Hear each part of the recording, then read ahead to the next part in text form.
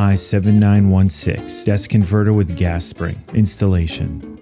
To start, we recommend removing the converter from the box with 2 people. Turn the desk converter upside down and place the non-slip pads on each corner of the base. Place right side up and raise the desk converter to its highest position by pulling the lever upwards. First, attach the keyboard bracket. Then attach the keyboard tray. On the underside of the keyboard tray, attach the adhesive rubber pads on each end as shown. Use the provided adhesive pads on each end of the wrist rest to affix it to the top of the keyboard tray. For cable management, slot your cables through the hole.